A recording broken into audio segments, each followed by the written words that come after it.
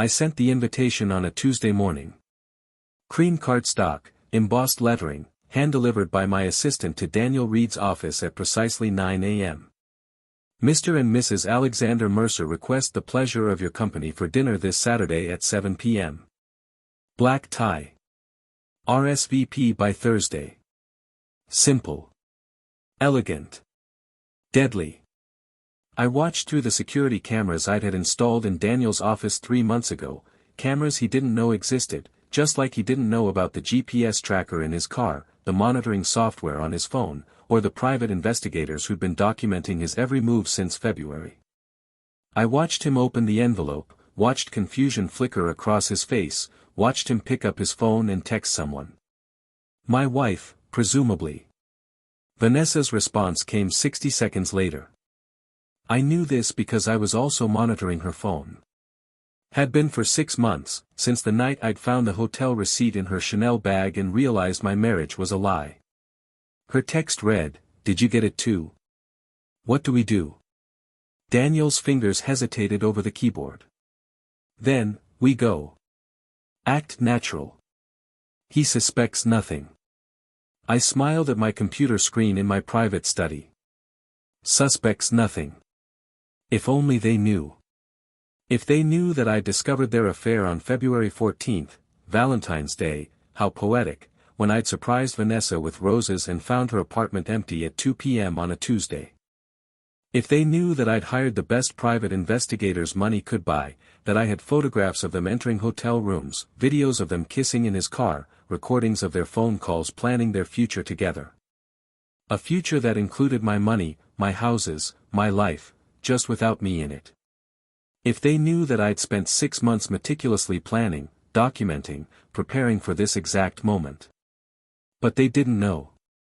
They thought I was Alexander Mercer, the brilliant but oblivious billionaire, too focused on business deals to notice his wife's wandering eyes. Too trusting to suspect his business partner, his friend, would betray him in the most fundamental way. They were half right. I was brilliant. But I was anything but oblivious. Mr. Mercer. My assistant's voice came through the intercom.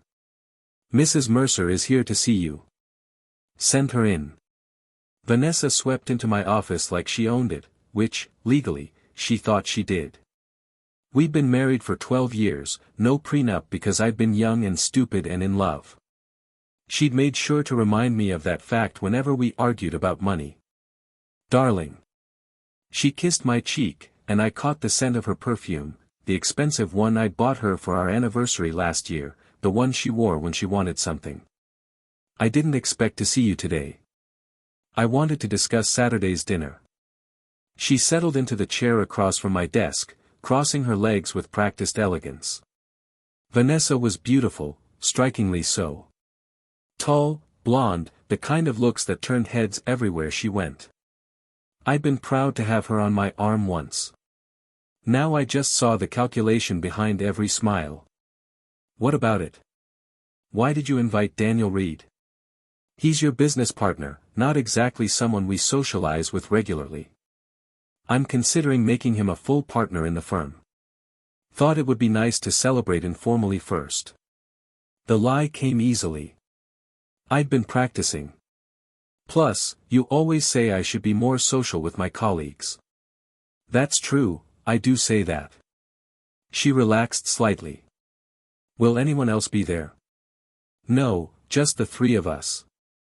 Intimate dinner, good wine, excellent food. Chef Laurent is preparing something special. Sounds lovely. What should I wear? The green Valentino. The one from Milan. The dress I'd watched her buy with Daniel last month when they'd told me she was at a spa day with her friends. The dress Daniel had told her made her look absolutely stunning, before kissing her in the boutique's private dressing room. I'd watched the whole thing on the investigator's video feed and felt nothing. That's when I knew I was ready. When I could watch my wife kiss another man and feel only cold satisfaction that I had one more piece of evidence for my plan. Perfect choice, Vanessa said, smiling. You always did have excellent taste. In most things, I agreed. Though I've made a few errors in judgment over the years. Haven't we all? She stood, smoothing her skirt.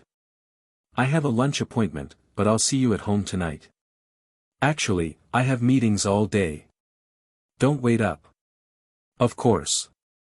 Work always comes first. There was an edge to her voice, the one that used to make me feel guilty for spending long hours at the office. Now I heard it for what it was, resentment that I wasn't making enough time to be the oblivious husband while she carried on her affair. She left, and I returned to my screens. Daniel had responded to the invitation, honored to accept. Looking forward to it. I pulled up the file I'd been building for 6 months. 6 inches thick of documentation, photographs, videos, phone records, text messages, hotel bills, gifts purchased with my credit cards for her lover, appointments at fertility clinics, that one had stung, discovering she was trying to get pregnant with his child while still married to me. Every piece of evidence was dated, time-stamped, verified by multiple sources.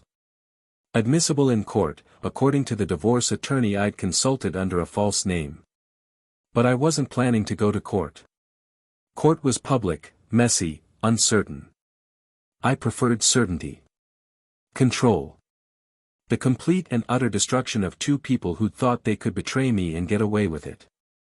Saturday's dinner wasn't a celebration. It was an execution. I'd planned every detail with the same precision I brought to billion-dollar deals. The menu, the wine, the seating arrangement, the timing of each revelation. I'd scripted my words, anticipated their responses, prepared for every possible reaction. By the time dessert was served, Daniel and Vanessa would understand exactly what they'd lost. And they'd know there was nothing they could do to stop it. My phone buzzed. A text from Daniel: "Is this really just about the partnership? Seems formal for that." I typed back, "Trust me, this dinner will change everything." True in ways he couldn't possibly imagine. The next 3 days passed in careful preparation. I reviewed my files obsessively, checking for any gaps, any weaknesses in my plan. There were none. I'd been thorough. I'd hired the chef, arranged for my household staff to have the night off. This needed to be private. I'd selected the wine myself, 3 bottles of 1982 Chateau Margaux. $15,000 a bottle, perfectly aged, absolutely exquisite. I wanted them to enjoy it. To feel safe, comfortable, celebrated. I wanted them to think they'd won, that they'd successfully deceived me, that their plan to take my money and run off together was going to work. I wanted them to feel that victory right before I took it away. On Saturday morning, Vanessa was nervous. I could tell by the way she obsessed over her makeup, changed her jewelry 3 times, asked me repeatedly what we'd be discussing at dinner. Just relax, I told her, adjusting my bow tie in the mirror. It's just dinner with a colleague. You're being strange about this. Strange how? I don't know. You seem pleased about something. You never get this dressed up for casual dinners. Maybe I'm just looking forward to good food and good company. I met her eyes in the mirror. Is there a reason you're nervous? I'm not nervous. But she was. Her hands shook slightly as she fastened her necklace, diamonds I'd bought her for our 10th anniversary, before I knew she was already planning to leave me. At 6:45 p.m., the doorbell rang. Daniel was early. Eager. I opened the door myself, no staff, remember. Just us. Alex. He shook my hand firmly, confidently. Daniel Reed was handsome in that polished, professional way that women found appealing. Former college athlete, still in good shape, expensive suit, practiced smile. We'd been business partners for 8 years, friends for longer. I'd trusted him with my company's most sensitive deals. And he'd repaid that trust by sleeping with my wife. Daniel, come in. Vanessa's just finishing getting ready. I led him to the dining room, where the table was set for 3. Candlelight, crystal, china that cost more than most people's cars. I wanted them to see what they were losing. This is quite a setup, Daniel said, looking around. You must be really serious about this partnership. Oh, I'm serious. I poured him a glass of wine. This has been in the planning for months. Every detail considered, every variable accounted for. Tonight is going to be perfect. You sound like you're planning a hostile takeover, not a dinner. The best dinners are hostile takeovers. I smiled. You just don't realize you've been acquired until it's too late. He laughed, not understanding. Not yet. Vanessa appeared in the doorway, wearing the green Valentino dress, and I watched Daniel's face carefully. There it was, that flicker of desire, quickly suppressed. The way his eyes lingered on her before he remembered I was watching. Vanessa, you look beautiful, he said formally. Thank you, Daniel. She took the wine glass I offered her. This is nice. Just the three of us. Intimate, I agreed. No distractions, no interruptions. Just honesty between three people who know each other so well. We sat down to dinner, and the game began. The first course arrived, Chef Laurent's signature oysters with champagne mignonette. I'd specifically requested them. Oysters were what Vanessa had ordered on her first date with Daniel, according to the receipt I'd found. To new beginnings, I toasted, raising my glass. They both drank, relaxing slightly. Good. I wanted them comfortable. So Alex, Daniel said, tell me more about this partnership expansion you're considering. I was surprised to get the invitation, honestly. We've never really discussed me taking on a larger role. Haven't we? I thought we discussed all sorts of things. Business. Personal. The future. I turned to Vanessa. Darling, what was it you said about Daniel last month? Something about him being absolutely integral to our lives. She paled slightly. I don't remember saying that. No.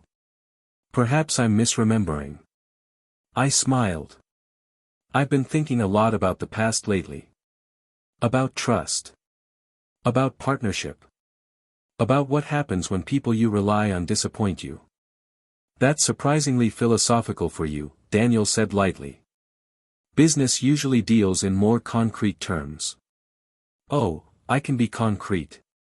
Very concrete. I pulled out my phone.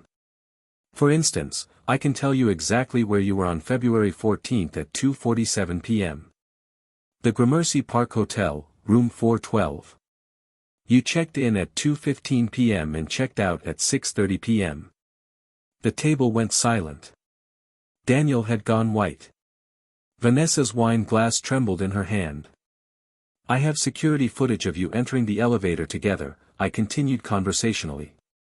Your hand on the small of her back. That intimate gesture people make when they think no one's watching.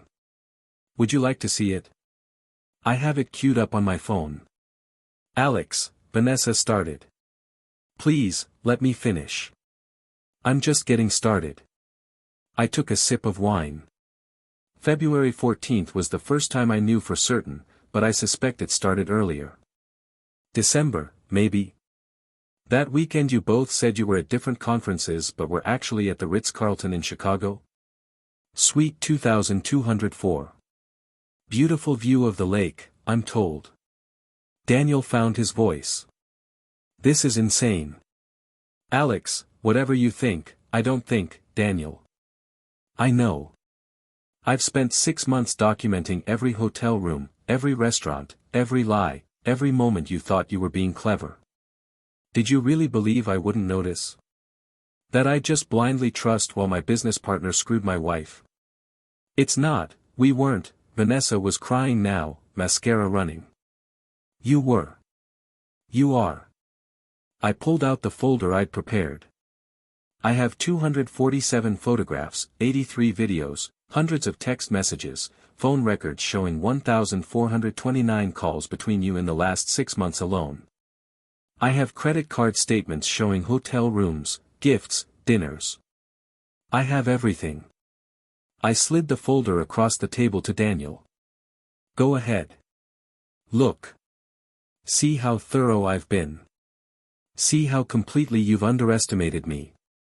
He opened it with shaking hands. Saw the photographs, him and Vanessa kissing in his car, entering hotels, holding hands at restaurants in Connecticut where they thought no one would recognize them. His face crumbled. Why, he whispered. Why do all this? If you knew, why not just confront us? Because confrontation is messy and emotional. I prefer precision.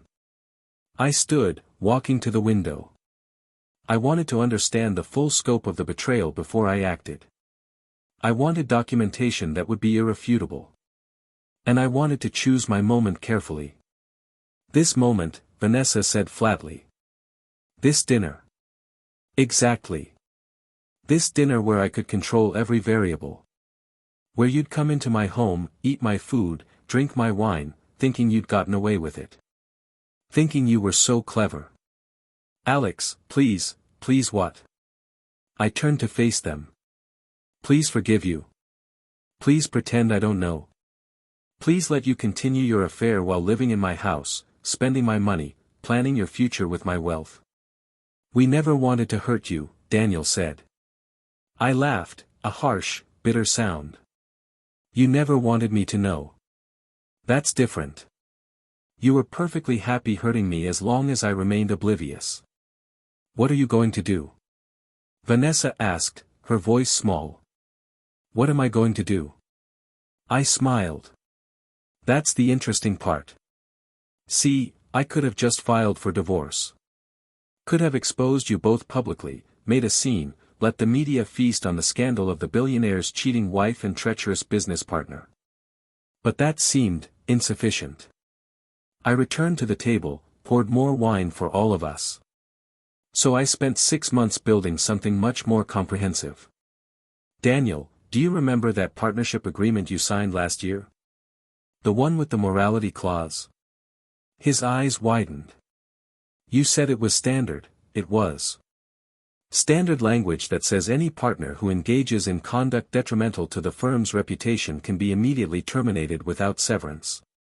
Sleeping with a married colleague, specifically, sleeping with your partner's wife, definitely qualifies. You can't, I can. I already have. As of 5 p.m. yesterday, you're no longer a partner at Mercer and Reed. It's just Mercer now. Your equity stake reverts to me, that was in the contract you signed. Your office has been cleaned out. Your clients have been reassigned. You're done. Daniel looked like he might be sick. And Vanessa, I continued, turning to my wife, do you remember signing any papers when we got married? We didn't have a prenup, she said defiantly. You were too in love to require one. That's true, we didn't have a prenuptial agreement. But we did have a postnuptial agreement. Do you remember that document I asked you to sign 3 years ago? The one my attorney said was just to protect us both in case of future business complications. Her face went ashen. You said it was nothing important, I lied. It was very important. It was a postnuptial agreement specifying that in the event of adultery, the unfaithful spouse forfeits all claim to marital assets. You signed it without reading it because you trusted me. Ironic, isn't it? That's not enforceable, she said desperately. It is when I have 247 photographs and 83 videos proving adultery. My attorney assures me it's airtight. I sat back down. So here's what's going to happen. Daniel, you're fired. You'll leave this city, this state ideally. You'll find that your reputation in the legal community has been damaged. I've made sure certain people know about your ethical violations. You won't be unemployable, but you'll never work at this level again. And you. I looked at Vanessa. You'll file for divorce on Monday. You'll take nothing except what you personally brought into this marriage, which, if I recall, was about $30,000 and a used Honda. Everything else, the houses, the cars, the art, the jewelry, the bank accounts, stays with me. You can't do this, she whispered. I already have. The papers are ready. You just need to sign them. What if I refuse? Then I release everything to the media. Every photo, every video, every sordid detail of your affair. I'll make sure everyone knows exactly who you are, a gold digger who married for money and cheated for fun. You'll be a social pariah. No one will hire you, no one will help you, and you'll spend the rest of your life being the punchline to jokes about faithless wives. Daniel stood abruptly. This is insane. You can't blackmail us like this. I'm not blackmailing you. I'm giving you a choice. Leave quietly, or be destroyed publicly. Your decision. We could fight this, Vanessa said. Contest the post-nup, sue for defamation, you could try. It would cost millions in legal fees that you don't have. It would take years that you don't have. And you'd lose anyway, because I have evidence and resources and patience. I've already won, Vanessa. This dinner is just me letting you know the game is over. Silence fell over the table. The second course arrived, filet mignon with truffle butter. I cut into mine calmly. Please, eat. It's excellent, and I paid Chef Laurent a fortune to prepare it. Seems a shame to waste it. Neither of them moved. How long have you known? Vanessa finally asked. 6 months. Since Valentine's Day. 6 months. She laughed bitterly. You've known for 6 months and said nothing. Just, watched us. Documented you, I corrected. There's a difference. I wasn't watching for entertainment. I was building a case. Making sure I had everything I needed before I acted. This is sociopathic, Daniel said. This level of control, this manipulation, really? You're going to lecture me about manipulation? You've been lying to my face for months. Coming to my office, shaking my hand, taking my money while sleeping with my wife. And I'm the sociopath? We fell in love, Vanessa said. It wasn't calculated, it wasn't planned, oh, please. I pulled out my phone again. Would you like me to play the recording from March 15th? The one where you and Daniel discuss how much money you'll have after the divorce. Where you calculate my net worth and plan how to maximize your settlement. That doesn't sound like love. That sounds like a heist. Her face crumbled. You recorded our conversations. I did. Your phone, his office, his car. I told you, I was thorough. That's illegal, Daniel protested. Actually, it's murky. Some of it might not be admissible in court, but I'm not going to court, remember? I'm offering you a clean exit. You should take it. And if we don't? Vanessa asked. If we refuse to sign your papers, refuse to leave quietly. I set down my fork and looked at her directly. Then I destroy you. Both of you. Completely. I'll make sure Daniel loses his law license. I have connections at the State Bar Association. I'll make sure no law firm, no company, no one will hire him. I'll make sure Vanessa becomes a social outcast, and trust me, in the circles you fought so hard to join, my word carries weight. I'll drag this through the courts for years, spending millions to make sure you spend millions too, except you don't have millions. You have nothing. You'd really do that? Daniel asked. Over an affair? Not over an affair. I stood, walking to the bar to pour myself a scotch. Over betrayal. Over lies. Over 2 people who looked me in the eye every day while planning to take everything I've built. You didn't just sleep together. You plotted against me. You calculated. You made me into a fool. We didn't, you did. I turned back to them. You know what the worst part is? I would have given you the money, Vanessa. If you'd been honest, if you'd said you weren't happy, that you wanted a divorce, I would have been generous. I would have made sure you were taken care of. But you couldn't do that. You had to be greedy. You had to try to have it all, my money, my house, my life, plus Daniel on the side. I loved you once, she said quietly. Did you?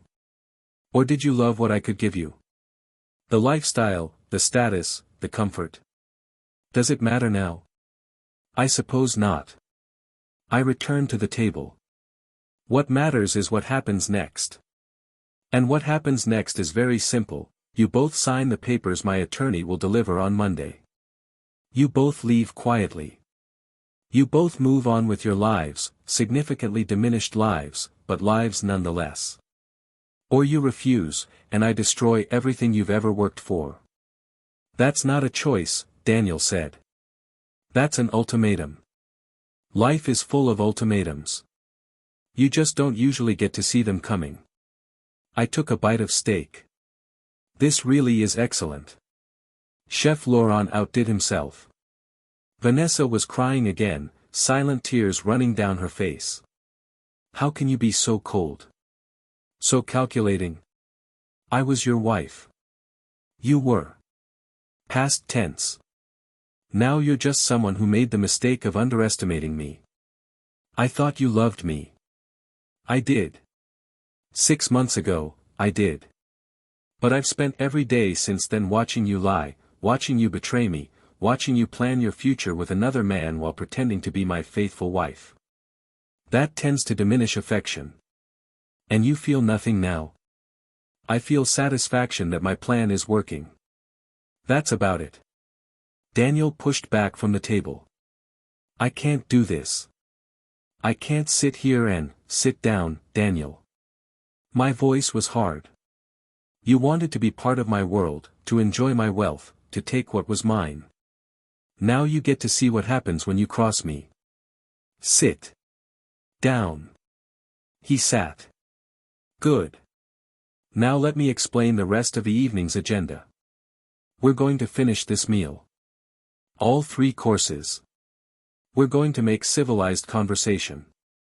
And then you're both going to leave, and you're never coming back. Not to this house, not to my office, not to my life. Why? Vanessa asked. Why make us sit through this? Why not just serve the papers and be done? Because I wanted you to understand. I leaned forward. I wanted you to see that I'm not the oblivious fool you thought I was. I wanted you to know that every moment you thought you were winning, I was 10 steps ahead. I wanted you to feel what it's like to realize you've been completely outmaneuvered by someone you underestimated. You're enjoying this, Daniel said accusingly. I am, I admitted. I've spent 6 months planning this dinner. I've imagined this moment 1,000 times, the looks on your faces when you realized you'd been caught, when you understood the full scope of what I'd done. And yes, I'm enjoying watching it unfold exactly as I planned. You're sick. I'm effective. There's a difference. The 3rd course arrived, a deconstructed tiramisu with gold leaf. I'd specifically requested the gold leaf. I wanted them to eat literal gold while I took away everything valuable in their lives. You know what's funny? I said conversationally. I actually suspected something was wrong back in November. Vanessa, you were distant, distracted. You stopped asking about my day. You stopped initiating intimacy. All the little signs of a dying marriage. But I told myself I was being paranoid. I trusted you both too much. Then why did I let it continue for 6 months after I knew for certain? Because I needed time. Time to move assets, to set up accounts you couldn't touch, to restructure the business, to prepare everything. You can't dismantle a 12-year marriage overnight, not cleanly. So I waited. I planned. I made sure that when I acted, it would be final. Vanessa set down her fork. I'm not eating any more of this. You can't make me sit here and, actually, I can. Because right now, you need me more than I need you. You need me to be merciful in the divorce terms. You need me not to release those photographs to every gossip blog and tabloid in the city. You need me to let you walk away with some shred of dignity intact. So yes, you'll sit there, and you'll eat your gold leaf dessert, and you'll smile and pretend this is all very civilized. She stared at me with something like hatred. Good. I preferred that to the fake affection she'd been showing me for months. I never knew you could be this cruel, she said. I never needed to be. You made me this way. That's not fair, fair. You want to talk about fair? I laughed. Was it fair when you slept with my business partner in our bed? Yes, I know about that too. March 28, when I was supposedly in London for a conference. I wasn't. I came home early and found you changed the sheets in a hurry. I had them analyzed, DNA doesn't lie. Her face went white. You had our sheets analyzed. I told you. I was thorough. I turned to Daniel. How does it feel, knowing you're not even original? Vanessa's third affair that I know of. There was the tennis instructor in 2019, the art dealer in 2021, and now you. You're just the latest in a long line of men who thought they were special. That's not true, Vanessa protested. I have evidence for those too. Not as much as I have for Daniel, you were more careful in the past. But enough. You have a pattern, Vanessa. You get bored, you find someone exciting, you have your fun, and then you come back to the safety of my money. Except this time, you got greedy. You thought you could have both.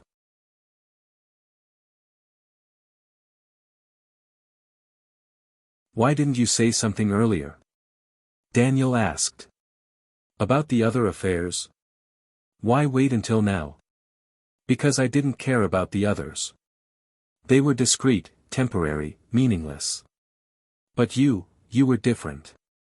You were my partner. My friend. Someone I trusted with my business, my livelihood, my future. You didn't just sleep with my wife. You betrayed everything we'd built together. I never wanted to hurt you, Daniel said again, and I could hear the desperation in his voice. Then you shouldn't have fucked my wife in my bed while I was paying your salary. I said it flatly, without emotion.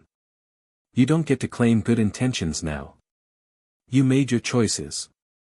Now you live with the consequences. And what about your choices? Vanessa demanded. What about spending 18 hours a day at the office? What about missing anniversaries and birthdays? What about caring more about your business than your marriage? Is that your excuse?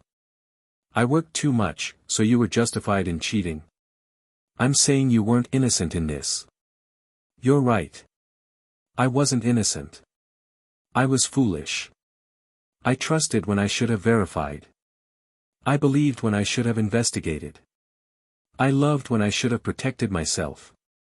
Those were my mistakes, and I've learned from them. I stood, walking to the window again. But my mistakes don't justify your betrayal. They never will. Silence fell over the room. Outside, the city glittered, all those lights, all those people, all those lives being lived while mine imploded. Except it wasn't imploding. I was in control. I'd planned this. I'd orchestrated every moment. What happens now? Vanessa asked quietly. Now you both leave. My attorney will contact you Monday morning with the papers. You sign them. You move out by the end of the week. And you never contact me again. Where am I supposed to go? That's not my problem. You have family, friends, or at least you did before they find out what you've done. Figure it out. And Daniel? Daniel will find that his lease is being terminated. I own his building, by the way. That was a nice coincidence. He'll find that his gym membership has been cancelled, his club memberships revoked, his credit cards declined. I've been systematically removing my financial support from his life for the past month. He just didn't notice because he was too busy sleeping with you. Daniel had gone gray. You own my building? How? I bought it in March. Through a shell company, nothing traceable to me directly. I've been preparing for this moment for a long time, Daniel. Every possible angle, every potential complication. You're not dealing with an angry husband. You're dealing with someone who treats revenge like a business strategy. This is insane, he repeated. This level of control, of manipulation, it's not normal. Normal people don't have their wives cheat on them with their best friends. Normal went out the window the moment you decided to betray me. I walked back to the table. Now, are you going to sign the papers on Monday, or do I need to make this much, much worse? They looked at each other, a long, weighted glance full of resignation and defeat. We'll sign, Vanessa said finally. We'll sign your papers. We'll leave. Just, please. No public exposure. No media. Let us have that much. As long as you comply with every term, yes.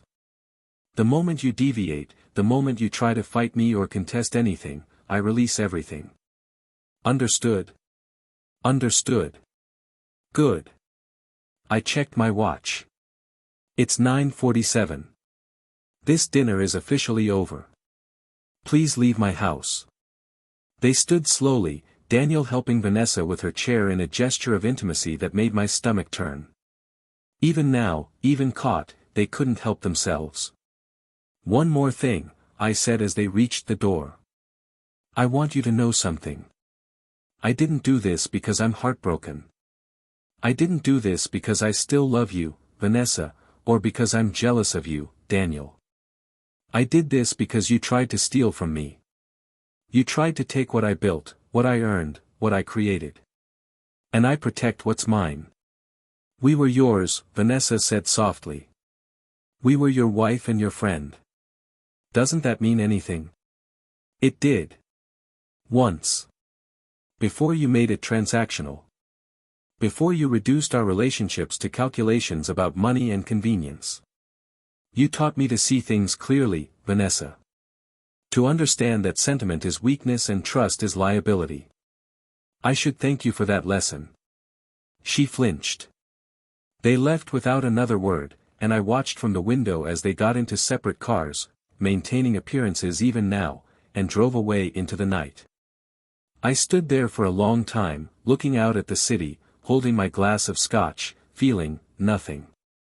I'd won. I'd executed my plan perfectly. They'd both leave, sign the papers, disappear from my life. I'd keep my money, my business, my reputation. By every objective measure, I'd succeeded. So why did I feel so empty? My phone buzzed. A text from my attorney. Did they take the bait? Hook, line, and sinker. Prepare the papers for Monday. Congratulations. You just saved yourself $400 million in divorce settlement. I should have felt triumph. Victory. Something. Instead, I just felt tired. I'd spent 6 months planning revenge, and now that it was here, it felt hollow. Justice served cold wasn't satisfying. It was just cold. I walked back to the dining room, looked at the ruins of our meal. 3 place settings, barely touched food, wine glasses with lipstick marks. The physical evidence of a relationship destroyed. I'd destroyed it on purpose, methodically, efficiently. And I'd do it again. Because I was Alexander Mercer, and I protected what was mine. Even if protecting it meant burning everything else to the ground. Monday morning came with gray skies and rain, pathetic fallacy at its finest. I sat in my office at 6 a.m., watching the city wake up, thinking about the papers that would be delivered to Vanessa and Daniel in approximately 3 hours. My attorney had done excellent work. The divorce agreement was airtight. Vanessa would leave with nothing but her personal belongings and the money she'd brought into the marriage. The termination agreement for Daniel was equally brutal. No severance, no references, no pathway back to the legal profession at his former level. Everything I'd promised them Saturday night, formalized in legal language that left no room for negotiation. My phone rang. Unknown number. I answered anyway. Mr. Mercer. A woman's voice, unfamiliar. This is Susan Chen from the New York Times. I'm working on a story about. I hung up. They'd found out somehow. Of course they had. Wealthy billionaire, cheating wife, business partner affair, it was too good a story to stay quiet. My phone rang again. Different number. I let it go to voicemail. By 8 a.m., I had 17 missed calls from various media outlets, 3 from society reporters, and 1 from a tabloid offering me money for an exclusive interview. I'd underestimated something, the speed at which gossip travels in New York social circles. Someone had talked. One of the staff at the restaurant, maybe. Or someone had seen Daniel and Vanessa's cars at my house Saturday night and put pieces together. It didn't matter. The story was out. My assistant appeared in the doorway. "Mr. Mercer, there are reporters in the lobby. Building security is keeping them out, but they're asking for a statement about, tell them no comment." "And Sarah?" "Clear my schedule for the day. I need to handle this." She nodded and disappeared. I should have felt panic. Crisis management mode, damage control, all the things you're supposed to do when your private life becomes public spectacle. Instead, I felt relief. No, not relief. Something else. Vindication, maybe. The story was out there now. I hadn't leaked it, didn't need to, but it served my purposes perfectly. Vanessa and Daniel would wake up this morning to find their affair splashed across gossip blogs and social media.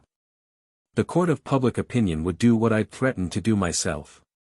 My phone rang again. This time, a number I recognized. Richard Morrison, my oldest friend and the only person I'd told about the dinner before it happened. "Please tell me you didn't actually go through with it," he said without preamble. "I went through with it." "Jesus, Alex. It's everywhere. Every blog, every news site. Billionaire's wife caught in affair with business partner. They're having a field day. Good. Good. Your personal life is being dissected by strangers on the internet, and you think that's good? Better than letting them get away with it. You could have handled this quietly.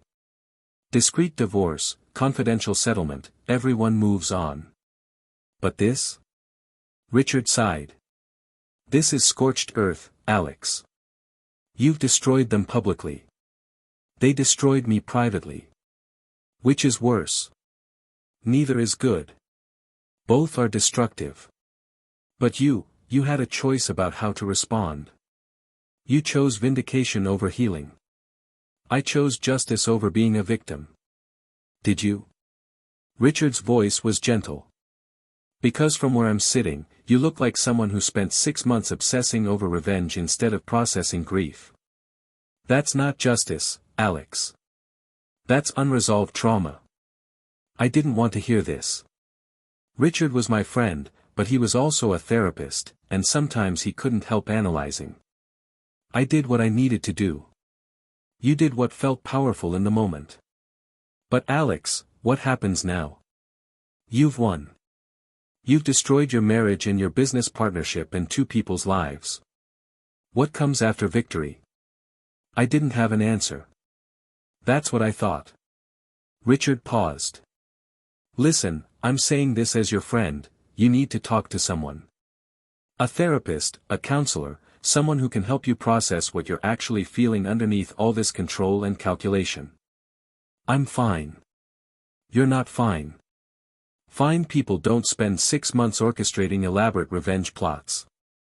Fine people don't invite their wife's lover to dinner just to watch them squirm. You don't understand, I understand that you're hurt. That you're angry. That you feel betrayed and foolish and all the things people feel when they discover infidelity. But Alex, this path you're on, it doesn't lead anywhere good. You've won the battle. Don't lose yourself in the process. After we hung up, I sat there thinking about his words. Unresolved trauma. Maybe he was right. Maybe I had been avoiding actually feeling the pain by focusing on the plan. Maybe all my careful calculation had been a way to not deal with the fact that my marriage was over and I was alone. My phone buzzed. A text from an unknown number, "You destroyed my life. I hope you're happy. Vanessa." She must have gotten a new phone number. I stared at the message for a long time before typing back, "You destroyed it yourself. I just made sure you didn't profit from it." Her response was immediate, "I loved you once. That wasn't fake. Maybe. But you loved my money more. That was real too. You're cruel. I'm honest. There's a difference." No response. I set down my phone and looked around my office, expensive furniture, original art, floor-to-ceiling windows with a view that cost more than most people's houses. All of it felt empty. Meaningless. I'd won. I'd kept my fortune, destroyed my enemies, protected my interests. And I'd never felt more alone. There was a knock on my door. Sarah again. "Mr. Mercer, there's someone here to see you. She doesn't have an appointment, but she says it's urgent." Victoria Hastings. I didn't recognize the name. Did she say what it's about? "Your wife. Ex-wife. Whatever the legal status is right now. Curious. Send her in." The woman who entered was in her 60s, elegant, with sharp eyes that reminded me of someone. It took me a moment to place it, Vanessa. This must be her mother. "Mr. Mercer." She didn't offer to shake hands. "I won't take much of your time. I just wanted to look at the man who destroyed my daughter." "Your daughter destroyed herself. I just made sure she didn't take me down with her." "You're very cold about this." "I've had 6 months to process it. Cold is all that's left." Victoria Hastings sat down without being invited. "My daughter made mistakes. Terrible mistakes. But did she really deserve this? Public humiliation, financial ruin, complete destruction of her life. Did I deserve to be cheated on? To be lied to? To be made a fool while my wife and business partner plotted against me? No. You deserved better. But 2 wrongs don't make a right, Mr. Mercer. They don't make it right. But they make it even." She studied me for a long moment. "You're not happy, are you? Despite winning, despite getting your revenge, you're miserable." I didn't answer. "That's what I thought." She stood. "I came here to plead for mercy, to ask you to ease up on the settlement terms, to give Vanessa something to live on. But I can see that would be pointless. You've already decided. You've drawn your lines, executed your plan. Nothing I say will change that." "You're right. Then I'll just say this, Vanessa was wrong to cheat. Daniel was wrong to betray you. But you're wrong too, Mr. Mercer. Wrong to think that revenge will heal you. Wrong to think that destroying them will make you whole again. All you've done is multiply the damage." She walked to the door, paused. "My daughter loved you once.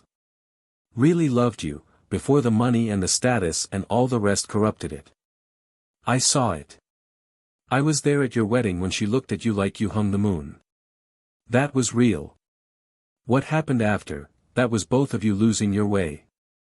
Remember that, when you're sitting alone in your empty house with your revenge and your money and nothing else." After she left, I sat there for a long time. The rain had picked up, streaming down the windows, blurring the city into abstract shapes. I thought about what she'd said. About Vanessa loving me once. About both of us losing our way. Maybe she was right. Maybe somewhere between building my fortune and protecting it, I'd become someone I didn't recognize. Someone who could spend 6 months plotting revenge without ever once trying to save the relationship. Someone who valued winning over healing. My phone buzzed. Another unknown number, another text, "I'm leaving the city. You win. I hope it was worth it. Daniel this time. Was it worth it? I had my money. My business. My reputation, more or less. I'd proven I wasn't a fool, that I couldn't be crossed without consequences. But I'd also lost my wife, my friend, my trust in other people.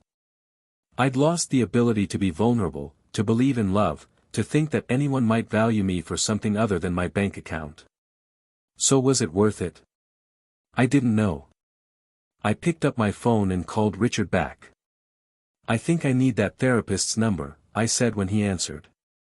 "Yeah." He sounded surprised. "Yeah. You were right. I won the battle. But I think I'm losing something more important in the process." "What's that?" "My humanity. My ability to feel anything except cold satisfaction at someone else's destruction. My hope that there's something in life besides transactions and calculations and protecting my interests." That's a good realization to have, Alex. Painful, but good. It doesn't feel good. It feels like I'm finally dealing with what I've been avoiding for 6 months. That's what healing feels like sometimes. Painful and necessary. After we hung up, I looked at the papers on my desk, the divorce agreement, the termination letter, all the legal instruments of my revenge. They'd be delivered in a few hours. Vanessa would sign them. Daniel would sign them. They'd leave my life forever. And I'd be alone in my empty house with my fortune and my victory and the knowledge that I'd destroyed 2 people who'd once mattered to me. I could stop it.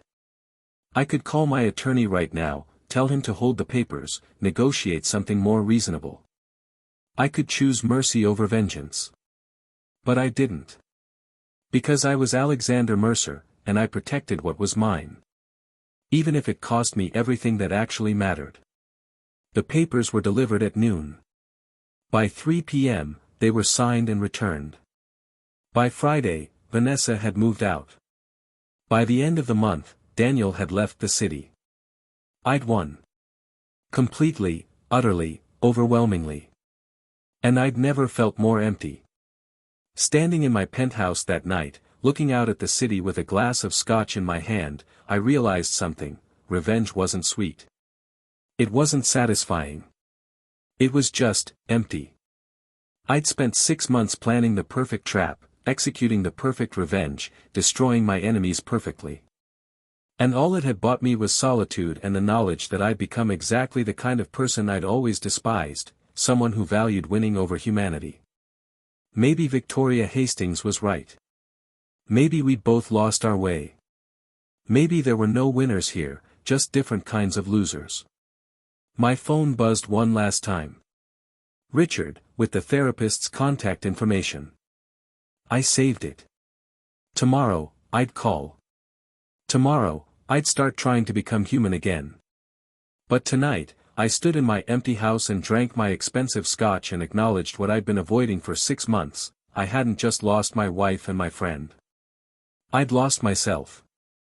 And no amount of money, no perfect revenge, no flawless execution of plans could get that back.